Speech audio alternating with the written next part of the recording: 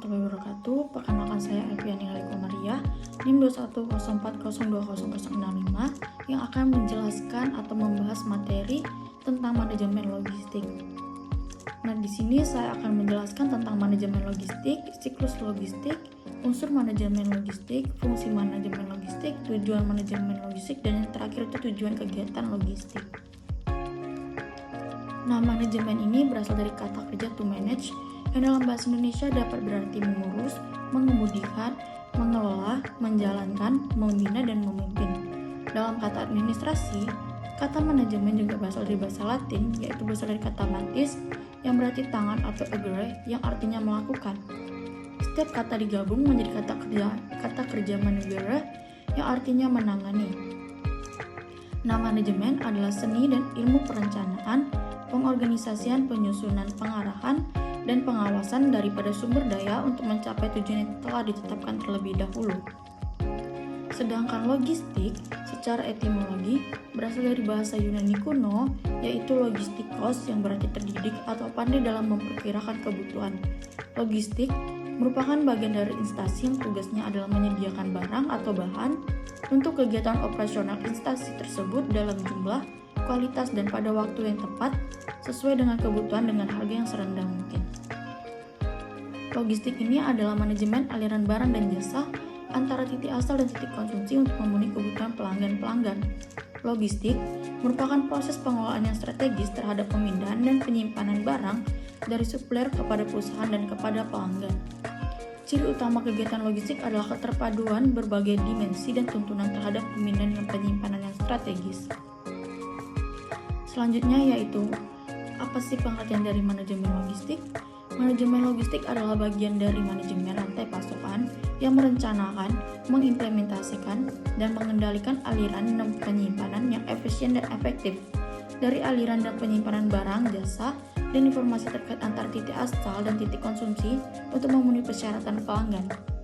Manajemen logistik merupakan hubungan yang sederhana antara faktor-faktor yang saling bebas, yaitu pembuatan yang terdiri dari penjadwalan utama, penjadwalan produk, pengaturan material dan produksi, pengiriman yang berhubungan dengan perancangan lokasi, pemindahan material, pengangkutan, dan penyaluran barang jadi, serta penjadwalan ini berkaitan dengan peramalan, pelayanan pelanggan, pelayanan pesanan, dan pengiriman. Selanjutnya itu manajemen logistik ini adalah pengelolaan barang, baik itu barang pemerintah maupun perusahaan atau barang perorangan, dengan tujuan agar pemakaian atau penggunaannya dilakukan secara efektif dan efisien sehingga dapat memberikan manfaat yang sebesar-besarnya atau memberikan hasil maksimum kepada pemilik barang dalam mengelola barang seseorang.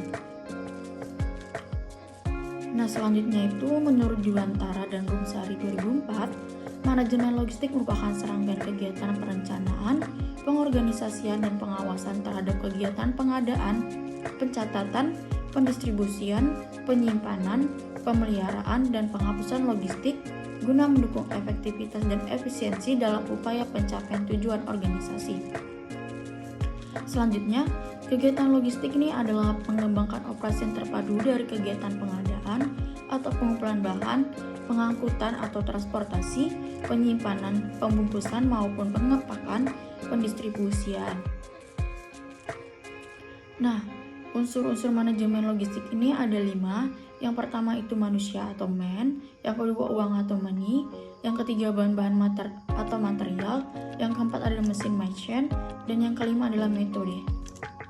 Untuk selanjutnya, apa saja sih fungsi-fungsi manajemen logistik? Fungsi manajemen logistik ini ada 7. Yang pertama itu ada fungsi perencanaan, fungsi penganggaran, fungsi pengadaan, fungsi penghapusan, fungsi penyimpanan, fungsi pengendalian, dan fungsi pemeliharaan. Di sini, fungsi perencanaan berfungsi sebagai perancang dan penentu kebutuhan pada sebuah kegiatan yang meliputi kegiatan analisis terkait produk yang akan digunakan, ketersediaan, dan juga skala prioritas. Perencanaan ini harus disesuaikan dengan budget yang tersedia, aspek ketersediaan, dan kemudahan akses untuk mendapatkan barang.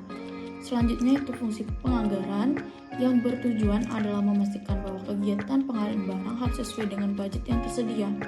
Anggaran yang dibuat harus disesuaikan dengan kebutuhan yang ada. Proses penganggaran di sini memang tidak mudah dan sangat memerlukan ketelitian. Apabila biaya penganggaran logistik tidak sesuai dengan budget yang ada tersedia, maka perlu dilakukan perubahan pada perencanaan.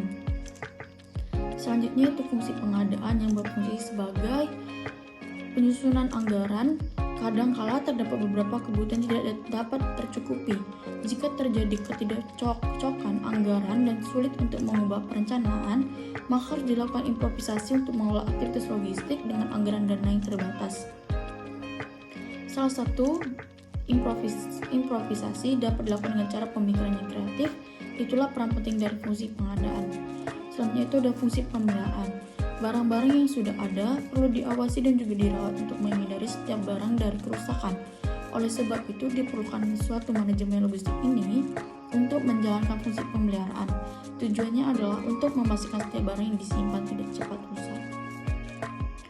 Selanjutnya itu ada fungsi penyimpanan yang merupakan tempat yang seharusnya setelah barang didapatkan. Setelah disimpan, barang-barang tersebut disalurkan atau didistribusikan kepada pihak-pihak yang berkepentingan terhadap barang. Proses penyaluran atau pendistribusian barang dilakukan sesuai dengan SOP, yaitu standar operasional prosedur yang berlaku. Selanjutnya itu ada fungsi penghapusan. Penghapusan di sini adalah saat terjadi kerusakan pada barang, maka kerusakan tersebut harus mampu dihapuskan, baik dengan cara memperbaikinya dengan membeli bahan serupa ataupun menggantinya dengan barang yang lain. Jadi, fungsi penghapusan adalah untuk memisahkan barang yang rusak, memperbaiki barang yang rusak, dan mengganti barang yang rusak dengan yang lebih sesuai. Dan yang terakhir itu ada fungsi pengendalian. Fungsi ini melibatkan peran dari seorang manajer logistik. Manajer logistik harus dapat mengendalikan semua fungsi. 6 fungsi di atas termasuk ini berarti 7. Ketujuh ini harus bisa diimplementasikan agar mencapai penerapan manajemen logistik yang baik. Tujuan pengendalian ini tidak lain adalah untuk memastikan setiap fungsi manajemen logistik dapat berjalan sesuai dengan harapan.